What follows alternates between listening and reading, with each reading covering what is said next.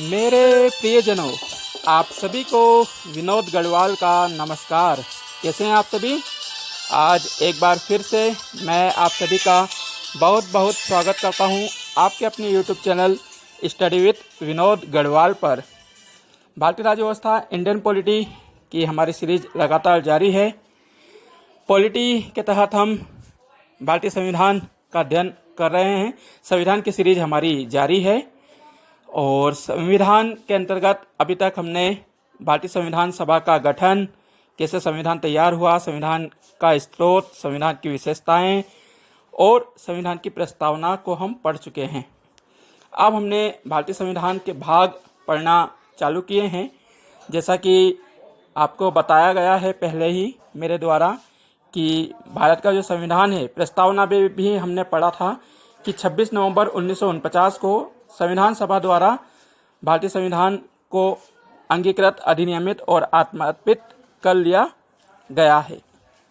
तो जो संविधान सभा ने 26 नवंबर 1949 को संविधान अंगीकृत किया था, उसमें मूल रूप से 22 भाग, 395 अनुच्छेद और 8 अनुसूचियां थी।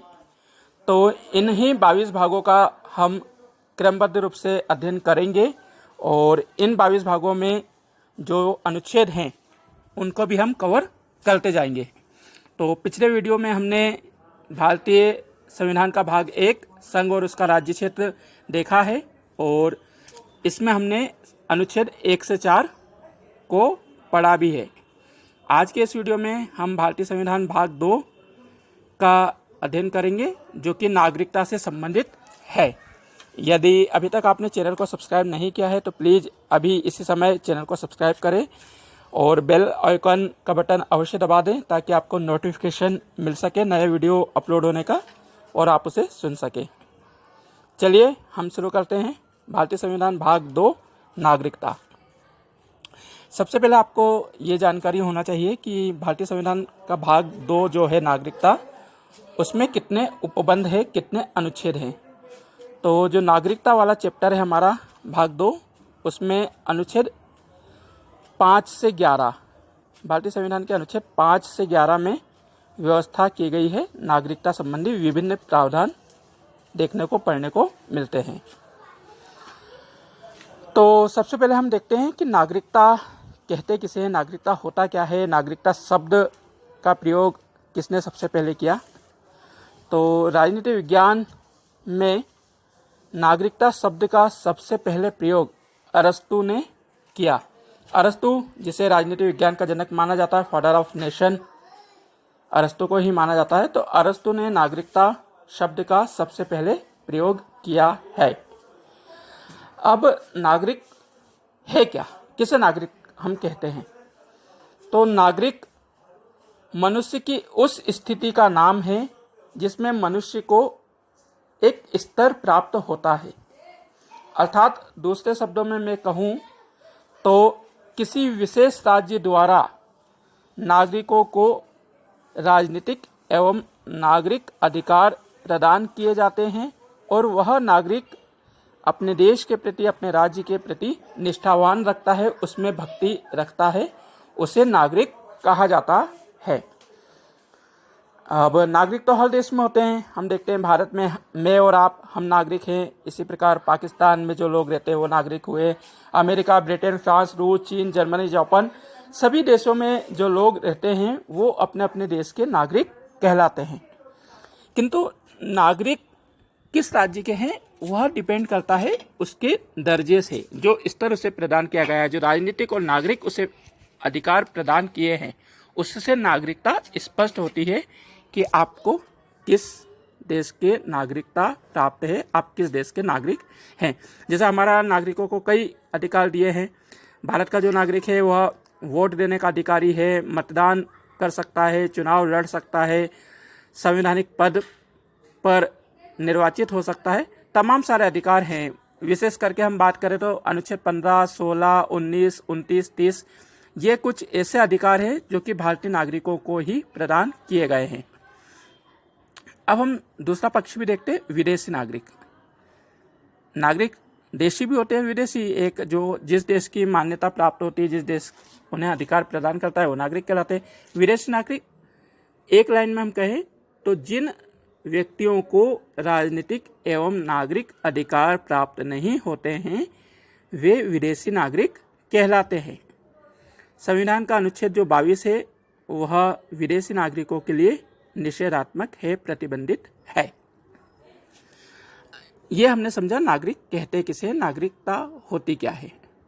अब हम जो भारतीय संविधान में उपबंध किए गए हैं नागरिकता संबंधी, उनको देखते हैं। अनुच्छेद 5 से 11। तो जो भारतीय संविधान 26 जनवरी 1950 को लागू हुआ है, उसमें अनुच्छेद 5 जो है वह कहता है कि संविधान के प्रारंभ पर नागरिकता, ये अनुच्छेद 5 की हेडिंग है। संविधान के प्रारंभ पर नागरिकता, अर्थात जब हमारा देश के संविधान लागू हुआ है उस समय जो भी नागरिक रहते थे वे सभी भारत के नागरिक कहलाए। जिनका जन्म भारत में हुआ है या 26 जनवरी 1950 के बाद जो भारत में जन्मे हैं, वे सभी नागरिक भारत के नागरिक कहलाएंगे। सभी व्यक्ति भारत के नागरिक कहलाएंगे। या जिनके माता पिता भारत में रहे हैं और वर्तमान में वो और कहीं रहे हैं, तो वो भी भारत के नागरिक कहलाएंगे। 26 जनवरी 1950 के पहले 5 वर्षों पहले से जो कोई भारत में रह रहा है वह भारत का नागरिक कहलाएगा। 1945 से जो लोग भारत में रह रहे हैं वह भी भारत के नागरिक कहलाएंगे। ये अनुच्छेद 5 में व्यवस्था की गई है। अनुच्छेद 6 उपबंध 6 क्या कहता है, वह उसकी हेडिंग है पाकिस्तान से आने वाले नागरिकों के अधिकार। देखिए, हम सभी जानते हैं कि 15 अगस्त को भारत का विभाजन हुआ। एक दिन पहले 14 अगस्त को पाकिस्तान बना। धर्म के आधार पर भारत को बांटा गया और मुस्लिमों के लिए एक पृथक पाकिस्तान राष्ट्र का निर्माण हुआ। जबकि जो है 15 अगस्त को भारत आज़ाद हुआ।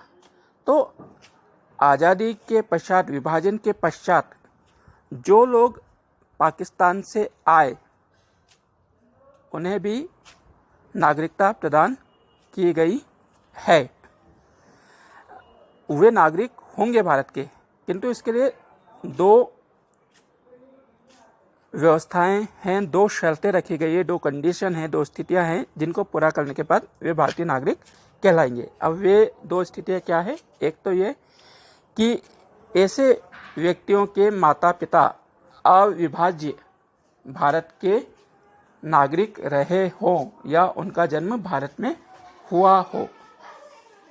यदि ऐसे कोई व्यक्ति हैं जो कि जिनके माता पिता विभाजन के पहले ही भारत के नागरिक रहे हों, तो उन्हें भी नागरिकता प्रदान की जाएगी। दूसरा, एक तारीख निर्धारित की गई 19 जुलाई 1948।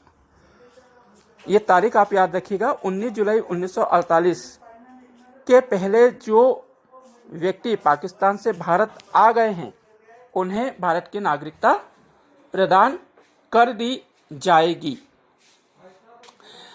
अब जो लोग 19 जुलाई 1948 के बाद आए हैं उनके लिए क्या व्यवस्था, तो उनकी व्यवस्था यह की गई है कि वे भारत में आए और उस समय जो प्रावधान किया गया था कि 6 महीने वो भारत में रहें और फिर वो नागरिकता का आवेदन कर सकते हैं। पंजीयन द्वारा उनको नागरिकता प्रदान की जाएगी।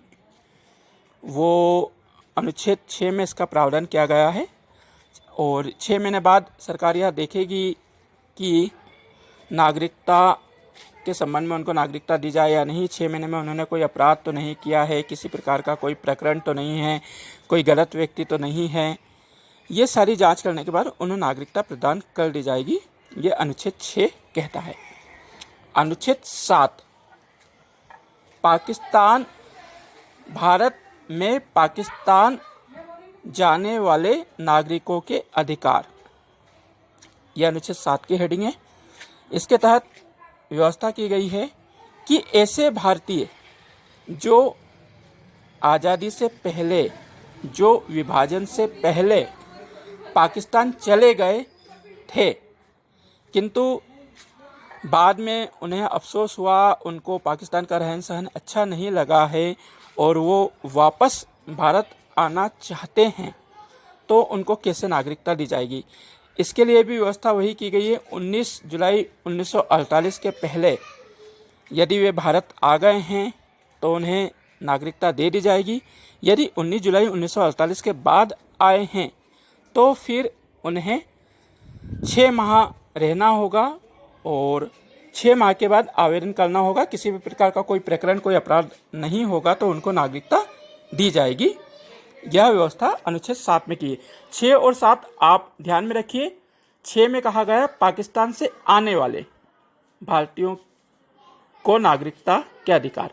अनुच्छेद 7 भारत से पाकिस्तान जाने वाले और फिर वापस भारत में आकर रहने वाले। ये 6 और 7 थोड़ा सा कन्फ्यूजन वाला है, इसलिए आप इसको ध्यान दीजिएगा। अनुच्छेद 8 भारतीय मूल के विदेशी नागरिकों के अधिकार। अनुच्छेद 8 में व्यवस्था की गई है कि ऐसे नागरिक जो कि विदेश में रहते हैं लेकिन उनके माता पिता जो हैं वो भारतीय मूल के हैं और माता पिता विदेश रहने के कारण उनकी संतान किसी अन्य देश में पैदा हुई है, कहीं और देश में उसने जन्म लिया है, तो उसके माता पिता के आधार पर उसे भारतीय नागरिकता प्रदान की जाएगी। अनुच्छेद 9 किसी अन्य देश की नागरिकता ग्रहण करने पर नागरिकता समाप्ति के संबंध में। अनुच्छेद 9 में व्यवस्था की गई है कि यदि कोई नागरिक किसी अन्य देश की नागरिकता ग्रहण कर लेता है तो फिर उसकी भारतीय नागरिकता समाप्त हो जाएगी, वह भारत का नागरिक नहीं कहलाएगा। ये प्रश्न आता है कि किस अनुच्छेद में लिखा है कि यदि किसी अन्य देश की नागरिकता ग्रहण की जाती है तो भारतीय नागरिकता खत्म हो जाएगी। तो अनुच्छेद 9 में इस बात का उल्लेख किया गया है। अनुच्छेद 10 विधि द्वारा नागरिकता बनाए रखने का अधिकार। यानी कि इस अनुच्छेद में यह स्पष्ट किया गया है कि कोई भी परिस्थिति में किसी भी नागरिक की जो है नागरिकता समाप्त नहीं की जाएगी, उसकी हर स्थिति में नागरिकता बनाए रखी जाएगी, उसकी नागरिकता बरकरार रहेगी। अनुच्छेद 11 नागरिकता संबंधी कानून बनाने का अधिकार संसद को। संविधान के अनुच्छेद 11 में स्पष्ट कहा गया है कि नागरिकता संबंधी यदि कोई कानून बनाना है तो उसका अधिकार संसद को होगा। इस लाइन को आप ध्यान से देखें कि संसद कोई भी नागरिकता संबंधी कानून बना सकती है। राज्य की जो विधानमंडल हैं वो नागरिकता संबंधी कानून नहीं बना सकते हैं। स्पष्ट लिखा गया है कि नागरिकता संबंधी कोई भी यदि कानून बनाना है तो इसकी शक्ति संसद को है और संसद ने इसका प्रयोग करके कई बार कानून बनाए हैं। इसे हम बाद में देखेंगे। तो ये थी मुख्य बातें जो भारतीय संविधान के अनुच्छेद 5 से 11 में दी गई है। संविधान का भाग 2 जिसमें नागरिकता का वर्णन किया गया है। अब अनुच्छेदों से संबंधित प्रश्न परीक्षाओं में कम ही पूछे जाते हैं। यदि पूछे भी जाते हैं तो जोड़ी जमाव में आता है कि 5, 6, 7, 8 या 7, 8, 9, 10 आपको अनुच्छेद दे दिए हैं और फिर मिलान करो कि किसमें क्या व्यवस्था है। तो वह व्यवस्था मैंने आपको बता दी है। अब कुछ रोचक तथ्य जो नागरिकता से संबंधित है और इन्हीं तथ्यों में से प्रश्न पूछे जाते हैं। तो पहला कि भारत में नागरिकता संबंधी प्रावधान किस भाग में किए गए हैं। तो हमने देखा भारतीय संविधान के भाग 2 अनुच्छेद 5 से 11 में किए गए हैं। दूसरा, भारत का संविधान 26 जनवरी 1950 को लागू हुआ, किंतु 26 नवंबर 1949 को जब संविधान सभा ने संविधान को अधिनियमित अंगीकृत आत्मर्पित किया था, उस दिन नागरिकता संबंधी जो प्रावधान थे वह लागू कर दिए थे। जब हमने संविधान की प्रस्तावना पढ़ी थी और उसके स्रोत पढ़े थे तो हमने देखा था कि 16 अनुच्छेद, जो संविधान के अनुच्छेद है 395, उनमें से 16 अनुच्छेद ऐसे थे जो कि 26 नवंबर 1949 को ही लागू कर दिए गए थे। उनमें से नागरिकता के भी कुछ प्रावधान थे, कुछ अनुच्छेद थे जिनको 26 नवंबर 1949 को लागू किया गया था।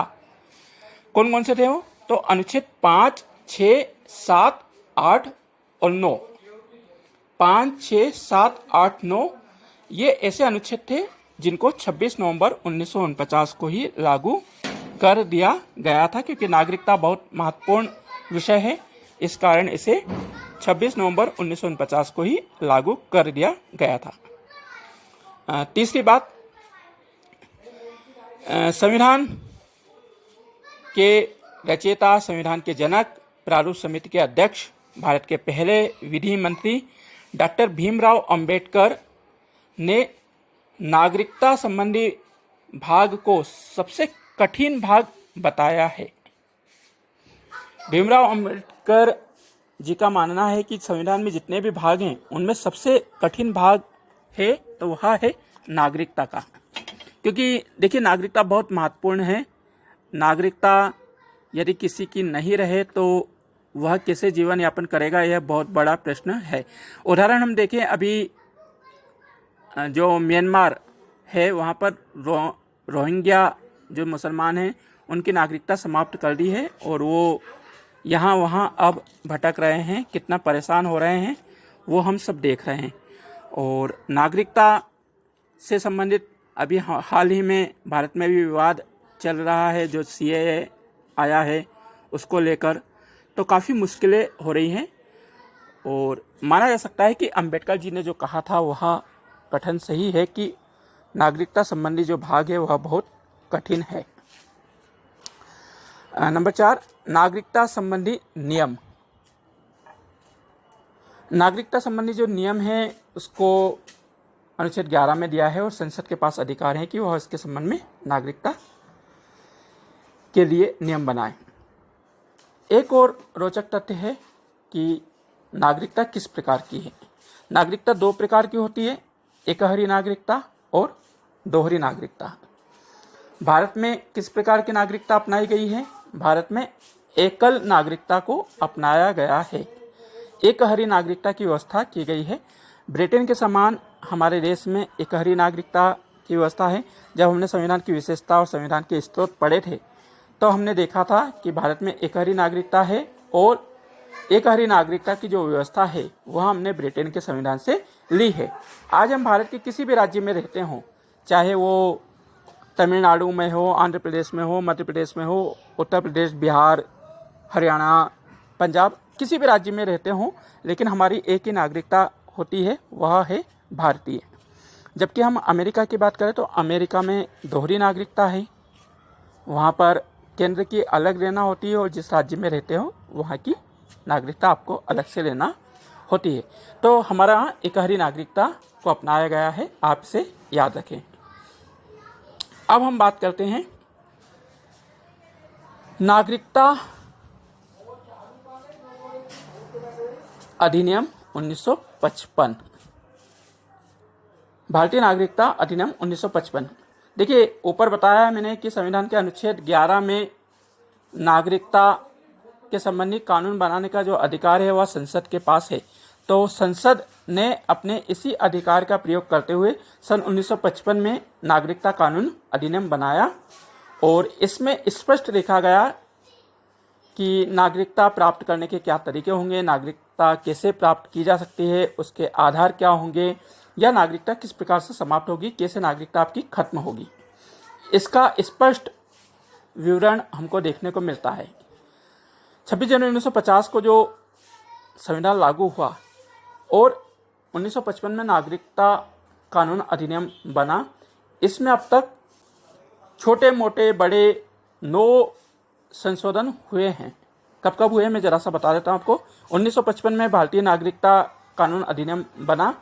इसके बाद 1957, 1960, 1985, 1986, 1992, 2003, 2005, 2015 और अभी लेटेस्ट 2019 में हुआ जो CAA बना है। और इसको CAA को भी हम अभी बताऊंगा मैं आपको, इसी वीडियो में हम इस पर भी थोड़ी सी चर्चा करेंगे। तो 1955 में जो भारतीय नागरिकता अधिनियम बनाया गया, जो कानून बनाया गया, उसमें नागरिकता के आधार बताए गए और 5 प्रकार के आधार बताया गया कि 5 प्रकार से नागरिकता प्राप्त की जा सकती है। नंबर 1, जन्म द्वारा। कोई भी व्यक्ति जिसका जन्म भारत में हुआ है वह भारत का नागरिक कहलाएगा। 26 जनवरी 1950 के बाद जिसका जन्म भारत में हुआ है वह भारत का नागरिक कहलाएगा। या जिसके माता पिता या उसके अन्य पूर्वज जिनका जन्म अविभाज्य भारत में हुआ है वह भारत का नागरिक कहलाएगा। पहले ये प्रावधान था कि माता पिता और खास तौर पर पिता का होना अनिवार्य था। यदि पिता भारतीय है तो उसकी संतान को भारतीय नागरिकता प्राप्त होगी। यदि माँ भारतीय है और पिता भारतीय नहीं है तो फिर उसको नागरिकता नहीं मिलती थी। लेकिन संविधान में 1992 में संशोधन किया गया और यह प्रावधान किया गया कि माता पिता में से यदि कोई भी भारत का नागरिक है तो उसकी संतान को भी भारतीय नागरिकता प्राप्त हो जाएगी। नंबर 2, वंश द्वारा, वंश परंपरा द्वारा। वंश द्वारा कैसे नागरिकता होगी? यदि आप किसी अन्य देश में आपका जन्म हुआ है, आप विदेश में हैं, किंतु आपके माता पिता, आपके दादा दादी या आपके नाना नानी इनमें से किसी का भी जन्म भारत में हुआ है तो आपको भारतीय नागरिकता वंश के आधार पर प्राप्त होगी। नंबर 3, रजिस्ट्रेशन, पंजीकरण द्वारा, बाय रजिस्ट्रेशन द्वारा। तो यदि कोई भारतीय नागरिक बनना चाहता है, किसी अन्य देश से आया है, तो उसे 7 वर्षों तक भारत में रहना होगा। उसके बाद वह अपनी नागरिकता के लिए आवेदन कर सकता है, अपना पंजीयन करा सकता है। 7 वर्ष पूरे हो जाएंगे तो आपको भारतीय नागरिकता दी जा सकेगी। साथ ही साथ यदि भारत का कोई महिला या पुरुष किसी अन्य देश की महिला या पुरुष से विवाह करता है तो उसे इस आधार पर भी आवेदन करके अपनी भारतीय नागरिकता प्राप्त करना होगी। महिला यदि पुरुष से शादी करती है तो पुरुष यहाँ रहता है तो उसको नागरिकता मिल जाएगी। यदि कोई पुरुष भारतीय महिला से शादी कर रहा है तो उसको नागरिकता मिल जाएगी। कोई भारतीय महिला अन्य पुरुष से कर रही तो उसे भी मिल जाएगी, लेकिन उसे रजिस्ट्रेशन, पंजीयन कराना होगा और इसके लिए कम से कम 7 वर्ष की आपकी निवास अवधि होना चाहिए। नंबर 4, प्रकृतिकरण या देशीयकरण द्वारा। जो CAA, सिटीजन अमेंडमेंट एक्ट आया है वह दरअसल इसी देशीकरण में संशोधन करके लाया गया है। देशीकरण बहुत महत्वपूर्ण है और CAA पर हम अभी कुछ समय बाद चर्चा करेंगे। तो देशीकरण के तहत यदि किसी भी देश का नागरिक भारत की नागरिकता प्राप्त करना चाहता है तो उसे जो है नागरिकता दी जाती है। इसमें प्रावधान है कि वह नागरिक 10 से 11 वर्ष भारत में रहा हो और उसे कोई भी रहना हो, भारत की नागरिकता लेना हो तो ले सकते हैं। साथ ही साथ ऐसे राष्ट्रमंडल के ऐसे नागरिक जो कि भारतीय नागरिकता प्राप्त करना चाहते हैं वे भारत में किसी नौकरी कर रहे हों या अपना व्यवसाय कर रहे हों तो उनको भी नागरिकता दी जाएगी। लेकिन इन्हें मत देने का या संवैधानिक पद पर निर्वाचित होने का अधिकार नहीं होगा, किंतु इन्हें नागरिकता जो है प्रदान कर दी जाएगी देशीकरण द्वारा। देशीकरण उनको प्रमाण पत्र दिया जाएगा जिसके तहत वो भारतीय नागरिक होंगे। कम से कम 10-11 वर्ष उनको भारत में रहना होगा। नंबर 5, भू अर्जन द्वारा। यदि भारत ने किसी राज्य पर अधिकार किया है, किसी राज्य को युद्ध में जीता है या किसी देश के किसी भूभाग को आक्रमण से, संधि से, समझौते से जीत लिया है, उसका भारत में विलय हो गया है, तो ऐसे राज्य के नागरिकों को स्वतः भारत की नागरिकता मिल जाएगी। उदाहरण के लिए गोवा पहले पुर्तगालियों के कब्जे में था, लेकिन बाद में भारत में उस पर अधिकार किया, तो जो गोवा के नागरिक थे उन्हें भारतीय नागरिकता मिल गई है। तो ये 5 आधार थे: जन्म द्वारा, वंश द्वारा, पंजीयन द्वारा, देशीकरण द्वारा और भू अर्जन द्वारा। ये 5 आधारों पर आपको भारतीय नागरिकता प्राप्त होती है। अब नागरिकता समाप्त या नागरिकता खोने के तरीके, मुख्यतः 3 तरीके हैं। नंबर 1, स्वेच्छा से त्याग करने पर। यदि आप अपनी इच्छा से भारतीय नागरिकता त्याग कर रहे हैं तो आपकी भारतीय नागरिकता समाप्त हो जाएगी। नंबर 2, किसी अन्य देश की नागरिकता ग्रहण करने पर। यदि आप किसी अन्य देश में चले गए हैं और आपने वहाँ की नागरिकता ग्रहण कर ली है, जैसा कि अनुच्छेद 9 में हमने पढ़ा भी है, तो आपकी नागरिकता समाप्त कर दी जाएगी। नंबर 3, सरकार द्वारा नागरिकता छीनने पर वंचित विधि द्वारा। देखिए, सरकार आमतौर पर तो आपकी नागरिकता नहीं छीनती है, किंतु फिर भी यदि आप संविधान का निरादर कर रहे हैं, संविधान का पालन नहीं कर रहे हैं, किसी अन्य शत्रु देश से मिल गए हैं, उसकी गुप्त रूप से सहायता कर रहे हैं, या युद्ध होने पर आप शत्रु देश की सहायता कर रहे हैं, या युद्ध के समय आप सेना छोड़कर भाग गए हैं, या 7 वर्षों से आप देश में लापता हैं, तो इन परिस्थितियों में भी सरकार आपकी नागरिकता समाप्त कर सकती है। ये नागरिकता आपके खोने के 3 मुख्य तरीके हैं। अब हम बात करते हैं, एक नॉर्मल शब्द चलता है NRI। NRI यानी कि नॉन रेसिडेंशियल इंडियन, अप्रवासी भारतीय। तो अप्रवासी भारतीय किसको कहते हैं? जो कि मूल रूप से भारत के रहने वाले हैं मगर वो अन्य किसी देश में रहते हैं, ऐसे व्यक्तियों को NRI कहा जाता है। अब PIO और OCI, ये 2 कार्ड जो है भारत सरकार द्वारा जारी किए जाते हैं। POI यानी कि person of Indian origin, OCI का मतलब होता है ओवरसीज सिटीजनशिप ऑफ इंडिया।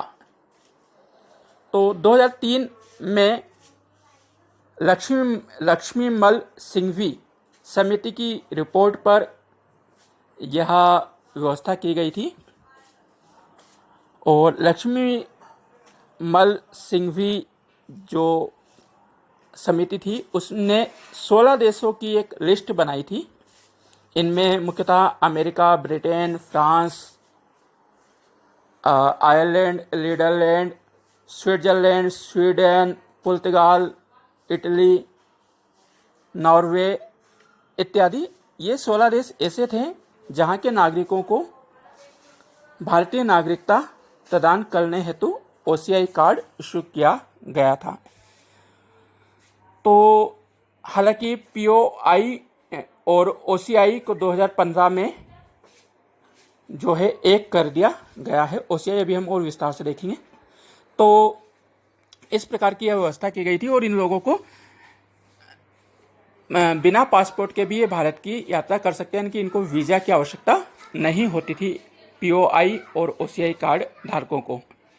फिर नागरिकता संशोधन अधिनियम 2005 के तहत यह व्यवस्था की गई कि ऐसे व्यक्ति जिनके देशों में जहां पर वो रहते हैं यदि दोहरी नागरिकता को माना जाता है तो ऐसे व्यक्तियों को भी OCI कार्ड जारी किया जा सकता है, उनको भारतीय नागरिकता प्रदान की जा सकती है, केवल पाकिस्तान और बांग्लादेश को छोड़कर। जो लोग बांग्लादेश और पाकिस्तान में रहते हैं उनको दोहरी नागरिकता नहीं दी जाएगी, उनको ये कार्ड इशू नहीं किए जाएंगे। यह OCI कार्ड में प्रावधान किया गया संशोधन 2005 के द्वारा।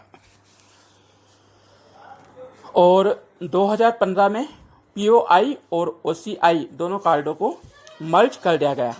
अब OCI कार्ड्स के क्या बेनिफिट हैं उसको हम देखते हैं।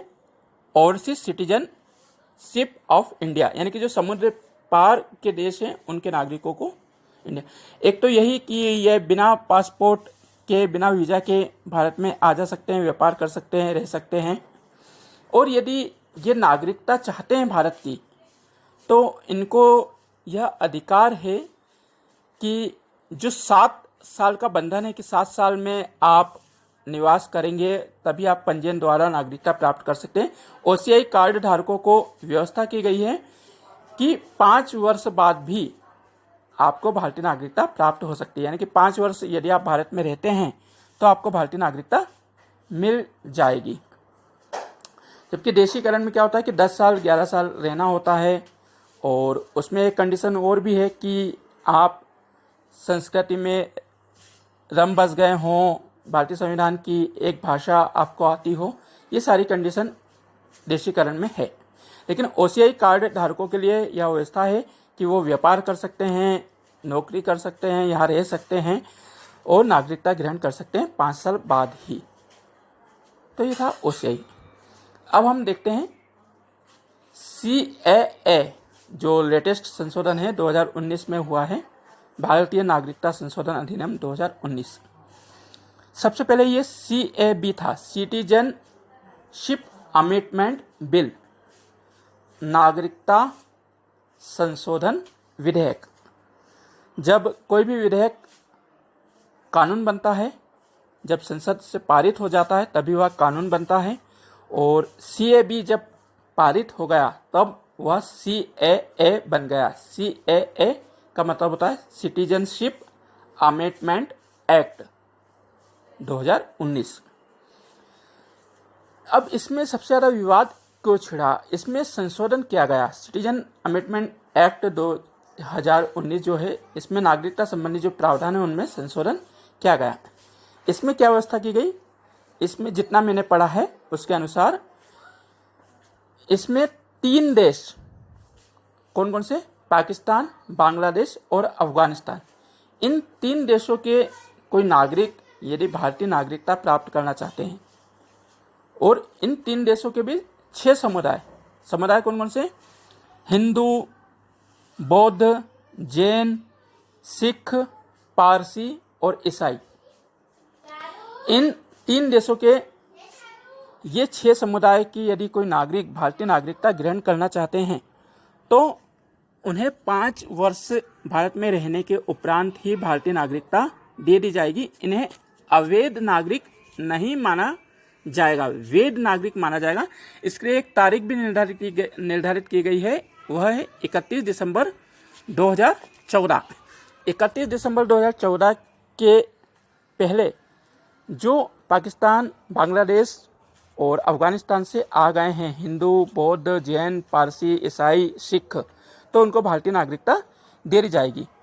यानी कि जो देशीकरण में प्रावधान है 11 वर्ष रहने का, उसको यहाँ पर शिथिल किया गया है, उसमें कटौती की गई है इन 6 समुदायों के लिए। इनमें ध्यान रखना कि मुसलमानों के लिए यह प्रावधान नहीं किया गया है। और यह आरोप लगाया गया है कि इसमें नागरिकता संबंधी भेदभाव किया जा रहा है। मुख्यतः CAA का 2 स्तरों पर विरोध हुआ है।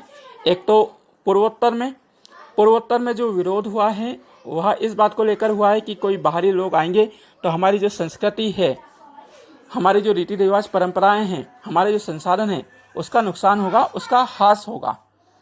और दूसरा विरोध क्या है?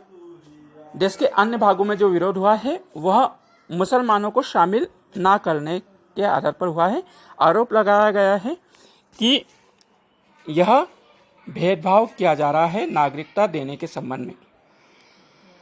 आपको स्पष्ट कर देते हैं यहाँ पर कि यह इन 3 देशों से, यानी कि भारत के जो नागरिक हैं उनके लिए यह व्यवस्था नहीं है। जो बाहर से नागरिक आ रहे हैं, विशेष करके पाकिस्तान, अफगानिस्तान, बांग्लादेश के, वो भी 6 समुदाय, हिंदू, जैन, बौद्ध, ईसाई, पारसी और सिख, इनके लिए यह व्यवस्था की गई है।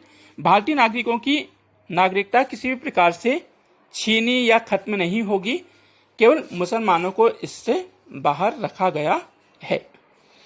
तो यह है CAA। हम इसके ज़्यादा डिटेल में नहीं जाएंगे, जो जानकारी के लिए होना चाहिए वो मैंने आपको बता दिया है कि इन 3 देशों के नागरिकों को भारतीय नागरिकता दी जाएगी 5 वर्ष की अवधि पूरी करने के पश्चात। इन्हें अवैध भारतीय नहीं माना जाएगा, वैध नागरिक इनको माना जाएगा। तो मुझे उम्मीद है कि आपको आज का वीडियो पसंद आया होगा, और पसंद आया हो तो प्लीज़ इसे लाइक करें, शेयर करें, और अब प्रश्न नोट करें जिसका उत्तर आपको कमेंट बॉक्स में देना है। प्रश्न क्रमांक 1, नागरिकता शब्द का सबसे पहले प्रयोग किसने किया? नागरिकता शब्द का सबसे पहले प्रयोग किसने किया? नंबर 2, भारत में किस प्रकार की नागरिकता है? भारत में किस प्रकार की नागरिकता है? नंबर 3, संविधान के किस अनुच्छेद द्वारा नागरिकता समाप्त हो जाएगी यदि आपने किसी अन्य देश की नागरिकता ग्रहण की है? संविधान के किस अनुच्छेद द्वारा आपकी नागरिकता समाप्त हो जाएगी यदि आपने किसी अन्य देश की नागरिकता ग्रहण की है? नंबर 4, POI और OCI का क्या पूरा नाम है? POI और OCI का पूरा नाम क्या है? नंबर 5, देशीयकरण के द्वारा कितने वर्ष की निवास अवधि पूरी करने के उपरांत आपको भारतीय नागरिकता मिलेगी? नंबर 6, OCI कार्ड धारकों को कितने वर्ष बाद भारत की नागरिकता प्राप्त हो सकती है? OCI धारकों को कितने वर्ष बाद भारतीय नागरिकता प्राप्त हो सकती है? और प्रश्न क्रमांक अगला, किसने संविधान में नागरिकता संबंधी भाग को सबसे कठिन बताया है? किसने नागरिकता संबंधी भाग को संविधान में सबसे कठिन बताया है?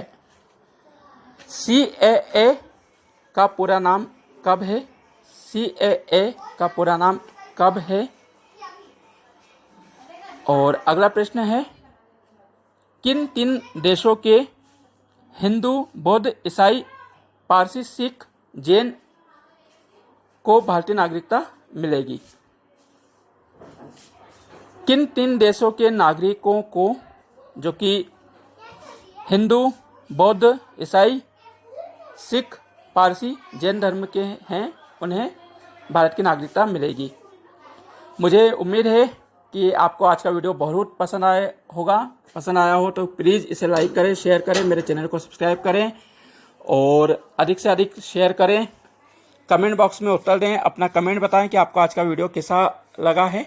अब हम बहुत जल्दी मिलेंगे नेक्स्ट वीडियो में, वह भी बहुत महत्वपूर्ण होगा, जो कि होगा भारतीय संविधान भाग 3 मौलिक अधिकार।